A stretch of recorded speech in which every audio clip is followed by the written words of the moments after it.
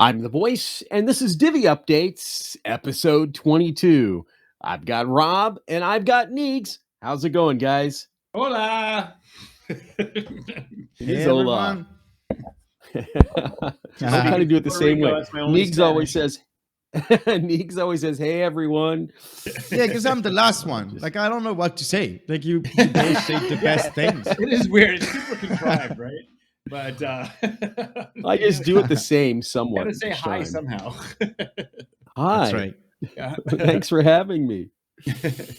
Oh All my right. goodness. We've got news. We do. Let's talk about some stuff. I think we had some pretty something jarring this last week with one of our users getting it. Well, I guess I don't know if it's getting attacked, but losing funds. Let's talk about that for a bit. Voice, you know the most about it. Yeah, I think this is just a word of advice and maybe also a word of warning. And I think we're not going to talk about who it is or anything like that, but we're going to talk about the what and the how. And it comes down to trust. And unfortunately, when we get ourselves in situations of trust, we let our guard down sometimes. And it's not just this one case. It is many cases. And we could talk a little bit about that too. What we want to do today is just help people understand you should never trust anyone or anything. That means that you have to be aware and you have to know certain fundamentals. This isn't about crypto made easy. This is about crypto stewardship. What happened a week ago was a user, beautiful person, even knowledgeable about many things, but unfortunately let their guard down. They had received a phone call from somebody they believed that they trusted, and that somebody is known for selling laptops, and that somebody is known for support in certain areas. I've helped them for a long time. And when he got this phone call, it displayed the name and number of that person. That individual on the other line that called them expressed that it was time to check and do updates to make sure everything was running correctly on this laptop and all the wallets that were there. And this isn't the first time, just so I be aware. And where this coin owner wouldn't normally have done this ever, unfortunately, because of the timing and because of who it was, this is the trust portion, or at least who they perceived it to be. They let this person have access to their wallets. And that means from afar, somebody was able to connect. In this case, it was with Zoom, and the user allowed them to have access through Zoom to manage the machine. Now, that's what they had stated. There are many softwares that allow you to do remote access control, and we've shared many, many times that you never let anybody install anything. Even in Zoom, we've stressed that you don't show your video, you don't give anybody access to your computer. Sadly, frustratingly, this user lost 1.35 BTC, 44,000 Theta, and 105 Litecoin. Now, there may have been more, but that's an awful lot of money. It's an awful lot of value. And it's gone at this point in time. Now, the Divi, which was 7.8 million Divi, or 7.4, somewhere in there, 7.4, 7.8, is still sitting there. It's just in a wallet. Strangely enough, the criminal who was able to get access obviously must have done something where they recovered the wallet and left the wallet open, probably unlocked, probably just running for whomever they work for or whenever they decide to move it. It's staked a couple of times. In any way, all of the other addresses that I tracked, those seem to have gone to an exchange. 7.6 million. So this is very important for us to remind each other that you never, ever, ever trust anyone with your computer. You never, never, never trust anyone getting access to your computer. In fact, I've stressed that people probably shouldn't send their computers off for repair unless they've removed the hard drive. All sorts of things that users need to be aware of. It's not easy. Sadly, it's not easy, right? But the technology requires some self-education.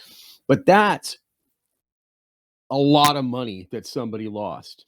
It's not the only case. I think maybe you guys probably remember some of the other cases that we've had where these kinds of things have happened, where people have trusted the wrong persons or wrong parties or wrong applications. Maybe you'd like to talk about some of those. I can fill in some of the details too. Before we get into somebody else, I just the analogy keeps coming to me about how crypto is so closer to cash and gold than it is our banking system. And Correct. and really, like, if you got a pile of gold, and whoever you give that pile of gold to hold on to, like, you're trusting them to hold on to a pile of gold. This is no different than that. If you have a pile of gold in your house and you give somebody the keys to the house, they know about the pile of gold, you're trusting that they're not going to take the pile of gold. It's not different than that. Like, this is how, in a society and a value kind of worldview of sovereignty, like, this is how it is. It's not like, and we can create tools that make it better. And in fact, our whole sidechain project is about making this kind of stuff easier, so that there's no point in how we get services or use things where trust is involved. But fundamentally, this is letting in somebody through the front door, and and saying, "There's the gold. Don't touch it." And so, like, if you can keep that model in your head whenever you're dealing with somebody, especially that you don't know, not that people that you do know are perfectly safe. They may not even be evil, right? So they may be incompetent. Yeah. And so, like, you might say, "Hey, here's the gold, watch it." And they're like, "Well, I'm going to go take a quick lunch break," and then the gold's gone. Right. So they just it's not even maybe like that it's evil. Like, they can do wrong things. Wrong things can happen. I lost a ton of money in Stakeout. I'll never forget it. Everything I do is because I lost a ton of money in Stakeout, which was literally me saying, "Here's my gold," and they gave me a token that said, "Okay, we have your gold." And then that chain broke. And then nobody can get the gold, and I got these worthless tokens. So, in that case, it was Ethereum, but you know what I mean. So it's not just, it doesn't have to be an evil actor. Our entire modality of the way that crypto works is maintaining sovereignty, and it's your job to make sure you do it. It's not somebody else's job. It's your job. And there's tools to help you, there's education to learn, but really, if you want to play in this field and work on a global economy and provide,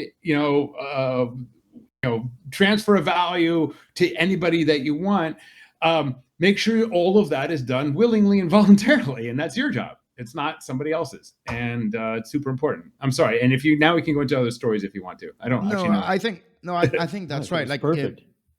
Those who are familiar with me in Telegram and Discord know that I might be rough sometimes on some situations, and in those situations, I will be pretty rough with the person who did that, and not because I want to blame this person, but because I want everyone else to avoid doing the same things. And unfortunately, people in crypto, if they came because they like the project, what it is going to achieve, or the team, or they want to make money, whichever the reason they came in crypto for, they they minimize a lot what it means to come in a completely new thing, and unfortunately they are being extremely loose with things that are critical for the safety of their funds, right? And Correct.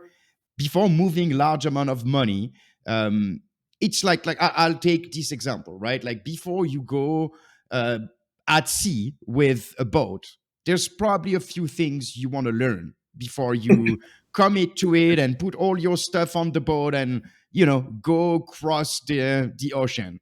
Obviously that's probably not a good idea, but it's the same in crypto.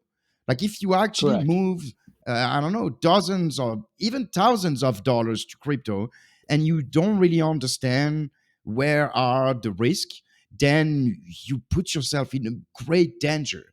And people will exploit that. The situation here Very that much we so. have here, we don't know how people got access to those information, and in the end, is not really important. What's important is your information is never secure. A breach can always happen, and then Correct. someone will pretend to be someone else and pretend to help, and then try to get the map and the key to your treasure, right? And Absolutely. I mean, even if it's someone you know, at the end of the day, if that person is asking you for the key and the map to your treasure, you should probably stop trusting them. Like it is only you and people you really trust more than anything should have that, map and key. And so it is really something very important to understand.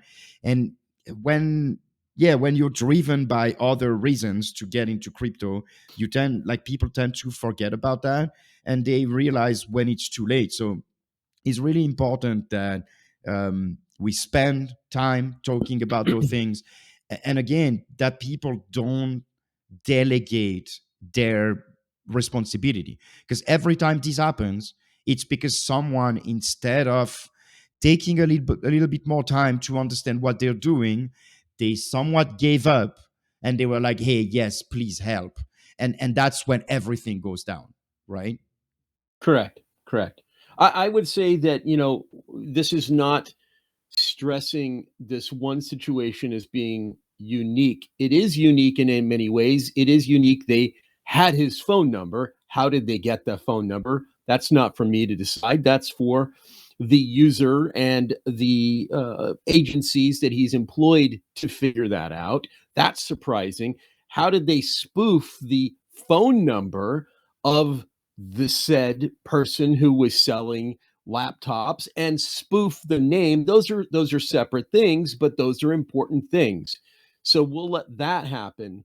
The main point I would make is that if anyone wants access to your boat, hi, give me a tour of your boat. Why do they want a tour of your boat? In almost all of these cases of getting access to the computer, what they want to see is they want to see the wallets in your computer. This is not the first time this has happened. They want to see it, and they want you to unlock the wallet, because a lot of times you can't do some of the features or functions, rightfully so, unless you unlock the wallet. It loads up. Maybe you disable some feature or function that gives you access to certain things. You have to ask yourself, why do they want access to my boat? Why do they need to see the engine room? Why do they need to see me down below deck? Well, the reason is that they don't really care about you. They want to take your boat. So the main point is taking your boat and locking it away to dry dock and putting it in a storage under some shed doesn't protect you either. Why are you buying this boat? It doesn't make sense to have this boat. You still will at some point in time either have to sell the boat, which puts you in that situation because you're going to have to get it out on the water. You're going to have to do something to it. At some point in time, you're going to want to use the boat. So in Neegs' example of a boat is perfect. You need boat education. If you don't have this education, no matter how secure the boat is built, no matter what the boat builder said about this boat, if you don't do due diligence, you are always at risk.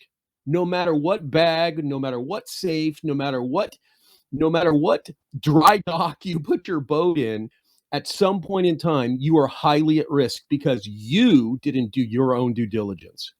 And So you're we stuck posted- at sea, and Yeah. now you're accepting the help of every pirate. That's not good. Yes, you're exactly. The pirate shows up. What's that country that has the pirates? No, we won't get political right Yeah. now. They're going to show up and they're going to see your boat, and there's, you run out of gas, and they're going to say, well, let me on board. I'll give you some gas. Let me inspect it. But they've got guns, and they're going to take over your boat. You're going to lose the boat. They look nice. They sounded nice. They sounded friendly. This isn't just a phone number. This isn't just a phone call. Where else does it happen? I've known very well-known members in many other communities who get into support chats on, used to be called Twitter, on X, and they think they're getting into chats with support people. There are probably hundreds of thousands of posts every day saying, use this person, they'll help you recover your funds, or hi, I'm from this exchange, I can help you if you send me a DM, or they will send you a DM. These are 99.9999999 all the way out. I would give it 99% of the time, always scammers, and people click links. The same is true with Discord. The same is true with Facebook Meta. The same is true with all of your groups in Telegram. The same is true with all of these platforms, all of these forums, even groups you pay to become members of. People will join these groups because they will offer you some tip, some support, some idea that they want you to put your money into, in hopes that eventually they will get access to your funds. You really need to do due diligence. If you don't know how to identify these things, then you should not be in crypto. Yeah. Cool. And, I think but that said, almost everybody has gotten scammed to some degree or another. That's right. I thought, I thought up until last year, I had not gotten scammed. I'd lost money in Stakeout. That was again the negligence kind of example. You should not be in crypto. And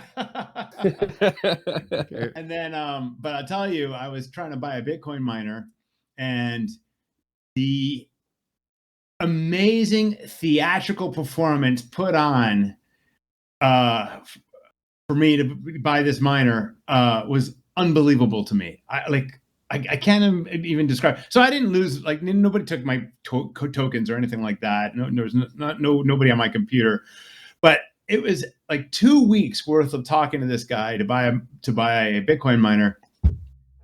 And finally at the end, I sent him money, and it was a scam, without a doubt. It's a scam. And yeah, it was unbelievable how good this guy was. I think that there's a difference type in the presentation where you have a known situation to where you have a computer, you have your crypto, and generally you're either having an issue, maybe with it syncing, or maybe it's telling you there's updates on your Mac or your Windows machine. If you're a Linux user, you don't have to worry about most of the conversations we're talking about because you're probably a nerd already. But it comes down to the point that something popped into your head like, hey, that's a problem. And then what's it called? Surreptitiously? Is that the right word?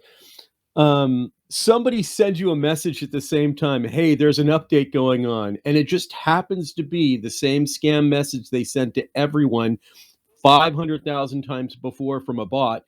But you happen to have, your computer wouldn't turn on exactly fast enough this morning. And then they send you a message like, hey, there's an update. Did you get it? And you're like, oh, hey, I'm getting a support message from the company. And you answer that message. And so it is steps to get there. It is emotional manipulation. It is contextual. You just have to be prepared.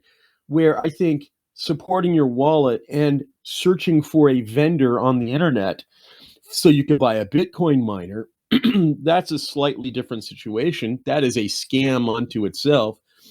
That is just no different than buying something from an Amazon vendor and then getting the wrong package from the Right. Amazon vendor and then them denying it. How many times has that happened? That's not the fault of you. It's not the fault of Amazon. It's the fault of the vendor scamming. This is specific. Everybody just needs to level up a little bit on crypto. Yeah. I may sound harsh, and I hope that I do. Neeks is very curt with people about that. He makes a point that it is always your responsibility. I'm direct at this moment in time because I feel for you. I want what's best for you. I'm hopeful for you. I care about you. And I don't want this to happen to you because it doesn't just affect you. It affects your family. It affects the rest of the community you're part of. It affects everyone around you. And it's a pressing thing to have it happen. I can't imagine that's the truth. I can't imagine the depth of depression somebody would feel after having allowed somebody into the computer like that. They know they did something they shouldn't have. That is a bum deal because I have no idea what you would feel like. And that would be disrespectful to me even understand what it would feel like. It would just be sad. It's one of the reasons I actually like using Ledger or a hardware device for doing crypto stuff, because it adds friction to the process of paying people. Interesting. And so and it's clear, some people may like MetaMask for me, it's too easy. And it's on my computer and I don't like it there. And so like adding friction, like this is why there are safety protocols in businesses and governments, right? Like there's a whole process. And the whole idea there is that, there's approvals in that process, but the process also makes it so like there's questions that show up and it's like, should I be doing this? And that's multiple people, but we are crypto owners and we're by ourselves. There aren't the multiple people. So the reason I like having a hardware device is like, there's forced time between me and actually sending stuff. And my brain has time to think about what I'm doing, even if I don't mean it to. Like, I just want to get this thing done, but I have to force it upon myself to add friction to anytime I want to send stuff out. That said, it's harder, the person let them onto the computer, and then what, but because now you're in a situation where in a ledger. Go ahead. And I think people enjoy this convenience of clicking to send and having access to all the things. But this is really the core of the issue. They're not familiar with having so much power and then carrying all that money around. And all this is on their phone or on their computer. They don't really realize it so much. So that's why it's so important. That's why I was trying to give that boat going, in high seas. You can do your tests close to the shore. So small amounts, you can learn how it works, learn the basics, and then write rules, right? Like maybe there's probably no chance you remember your seed phrase by heart. And so right where you keep your seed phrase, right beside it. Do not share it even with someone you think you should share it to. Like that, it is really something very critical. And honestly, if you remember that, you will avoid already 90% of the problem. And then you'll avoid 90%. The second thing is not share access, because if you share access, basically now they are in your home, so they can do whatever they want. And you most likely, if you did that, you most likely don't have the technical level to evaluate if they are abusing that trust that you gave them. So obviously you don't want to put yourself in those positions. But if you do just those two things, you already avoid like 99% of the risk, right? But the problem is under pressure, people kind of forget that, and they will rely on the people who will tell them they will help them. So I know somebody keeping his passwords and his seed phrases in a Excel spreadsheet unlocked. Oh my goodness. And I'm like, I swear, I could be wrong on this, but I swear it was called passwords, the name of the file. Wow. I'm like, my man, we gotta fix your security here. I think in the 90s they already had softwares capturing that. Yeah. I mean, that's look, I didn't come up in the tech world. You know, you have been involved in very advanced and scientific development and those kinds of things.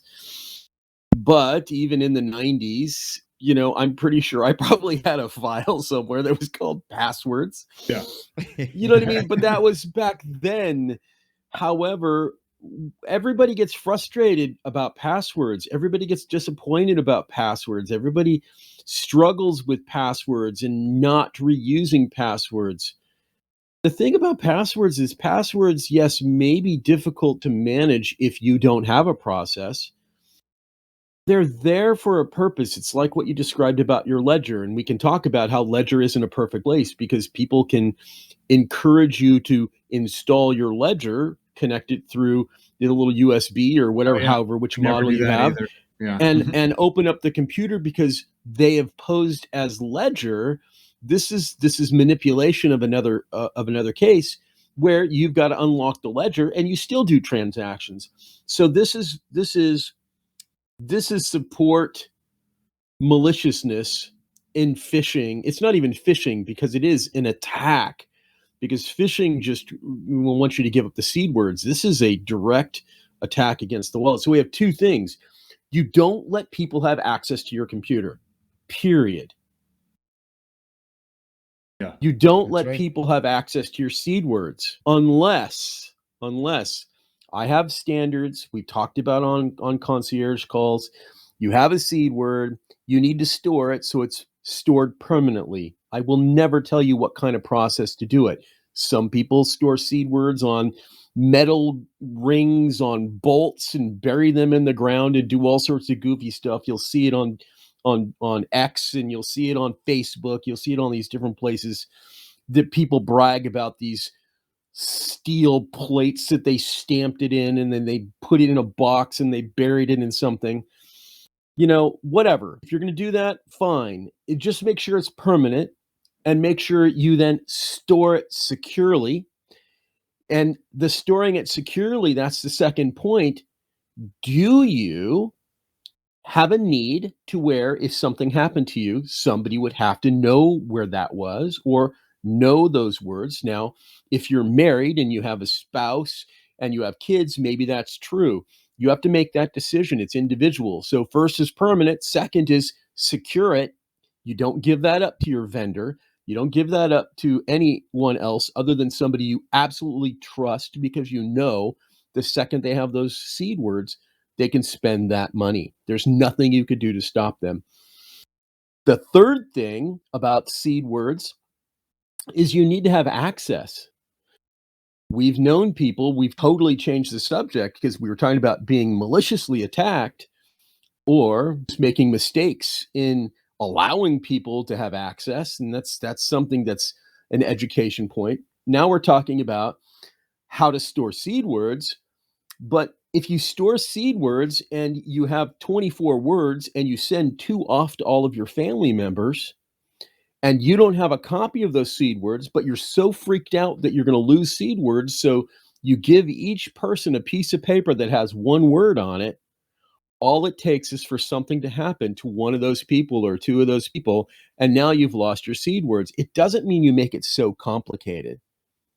It doesn't mean you need to make it so difficult that you lose it anyway because you were overly bothered with all of these things. If you don't come up with a plan, just like your passwords, if you don't come up with a way to store and generate passwords securely, you are putting yourself at risk. So there's 2 extremes: totally lackadaisical, door wide open, passwords in an Excel document. Then the other extreme is I have all of my seed words, but I don't know them. I gave them off all of my family members, but one of them has had a fire in their house, and now I've lost 2 of the words. So it's extremes on both ends. It's about being informed. If you don't have the knowledge, the simple basic knowledge, if you're not informed, you put yourself at risk. Just do the basics. Okay. Yeah, I think that's good for the security part. And I think that horse is beaten to death.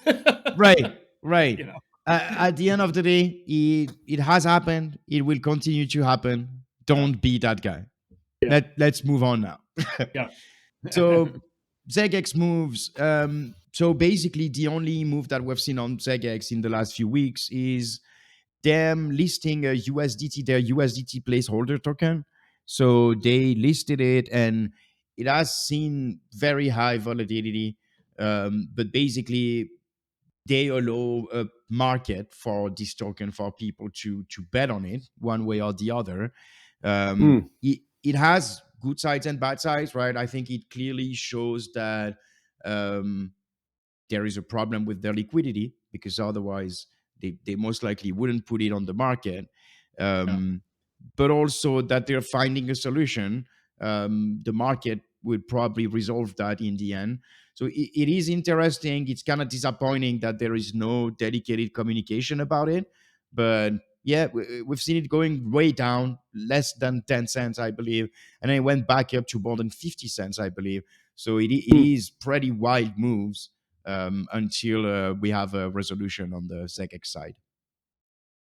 Yeah, I definitely had some internal battles about whether to buy the USDT XX tokens at those ridiculously low prices. Already, I would have 4x'd my money, I think, if I had. Right. But I guess I'm getting older, and I've been in this so long and lost so much money in different things. I just don't have tolerance, like it, and then XeggeX closes or whatever. To me, it looks like it's a good faith attempt to stay open and keep going. The fact that they themselves haven't bought out all the USDT XX tokens, the placeholder tokens, makes it pretty clear that they don't have the money. And they are probably fundraising right now in order to get there. That's what I think. In a way, let's say they have 50 billion in bank, right? Like, what would be their interest in hurrying that movement, right? They can just buy the lowest it goes to. Like, why would they push it instead of testing the patience of those who dump? Yeah, it's optics. Like, it should just be a normal exchange. Oh yeah, right. Yeah, of course.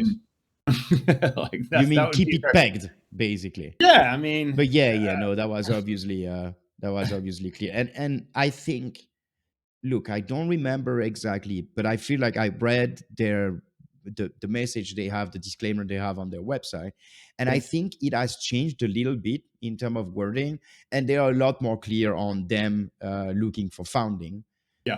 So pretty clearly there is something that they didn't disclose, even if they dare. So I remember their version is nothing was lost, only the database connections and backups, and I don't think they give any other information. So it clearly looks like it might not be the case.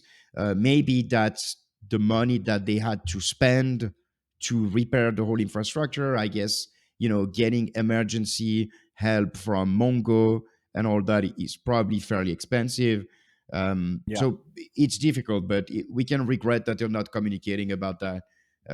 However, it does give an opportunity to the market. If you can't wait, you can currently sell out your USDT for 25 cents a dollar. That's the current price there.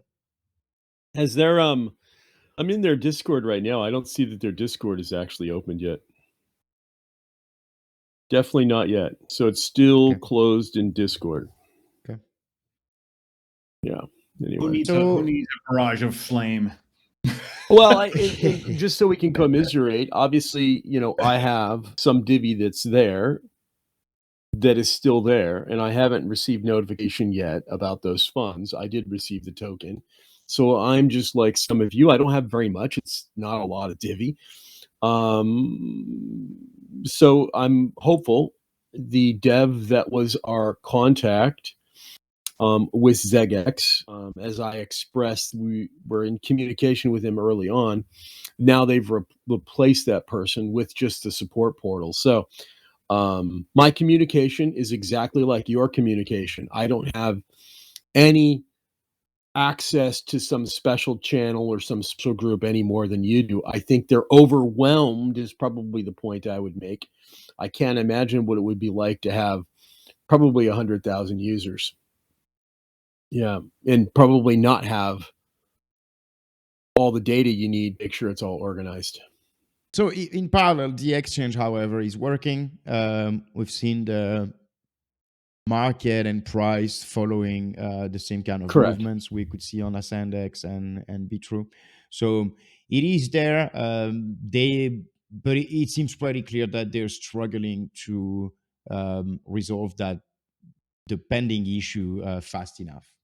So hopefully they Correct. will And as I stress, communicate and they get have the that sorted. support portal. Sorry?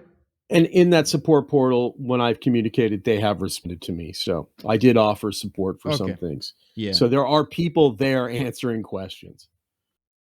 Sounds good. So for the next video, it might be delayed, maybe the next one or the one after, because Rob, you're still moving around, and you have two events that are very close to each other, right? So Paris, Dubai. I actually think it's 4 events that are close to each other. So at the end of next week, I go to Paris for a blockchain week in Paris. And then a week after, not the next week, but the week after that, it's Dubai for Token 2049. Right. One of the biggest crypto events, right? If not the biggest. It's definitely the biggest non-Bitcoin event. So Token 2049 is twice a year. One is in Dubai, one is in Singapore. I'll probably be going to both.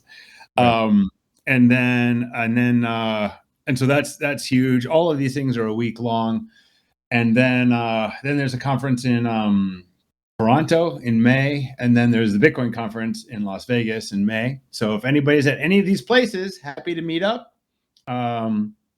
But that's what the April and May agenda looks like, and we'll talk more as they happen. And so it's Paris coming up, and then Dubai. So of course we will communicate in the Discord and Telegram, but just informing you ahead of time that there definitely might be trouble for keeping the schedule on that. Cool. So for the website, so the website was initially to have the homepage and the blog and download page. So those are all ready. We have a link where you can actually see them live. However, we're still contemplating like keeping that on the side until the market gets better. We don't really talk about the market today because not much change have happened since the last video. We did recover above 80,000 now, but still we're not in a time where people are excited and looking forward for crypto. There's still a lot of tension, and so we'll wait for the moment to get better and align that with the marketing strategy as we mentioned last time. And on the marketing, actually, so I hope you read the article that we communicated where we detail basically the website and then also the marketing offering that we received. And we decided to go with, I believe in the article, it was Agency 2. So it was already, I think, pretty clear in the article that we were favoring that one. We asked for modification for the pricing as communicated and also to have some social media activity on that. So we'll be getting, we should be getting their offer still this week. And all of that should be ready for when the market becomes more positive. We'll be ready to push for the marketing and the website at the same time. Awesome. And we had a link for them to look at something, didn't we?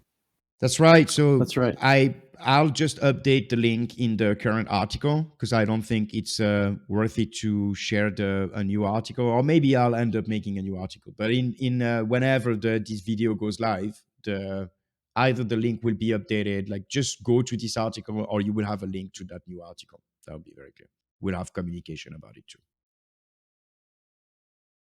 Oh wait, we're still on news then. You know what? We know the bottom is in because BitBoy was arrested. What? The bottom is in. BitBoy was arrested, so the market can start going back up again. I did not know he was. Did that really happen? I didn't know. Yeah, a little digression. I don't want to make this longer, but I think what is being said on X is that he was threatening a judge. So there you go. Yeah, You guys are Little morons. the unhinged. best side of crypto. Oh my god. Best side of crypto. Now on to a serious note. What about the Treasury stuff? That's right. Want me to talk about it also? Of course, you're the best to talk I'll do about the it. whole topic. Yeah, okay. So the vote, we are recording on Wednesday, and you are seeing that the next Tuesday. And when you're seeing that, the vote is closed, but for us, it's still open. We started last Sunday. The 2 votes, one's for allowing the sidechain team to move those funds into a foundation wallet that is able to stake, and then another one that for the foundation team to move that to move part of it to foundations exchange accounts to be able to convert some if the opportunity arise to be able to again pay for more marketing or more updates and potentially also the desktop. Correct. Many things that we could pay for, obviously. So those votes are looking like they are positive. So we will obviously give I think a better update next time. But thank you very much, everyone, for voting. We've seen that compared to the previous platform. So a lot of work was done by Rob on the previous snapshot platform. He did a lot of work to organize the votes and all that.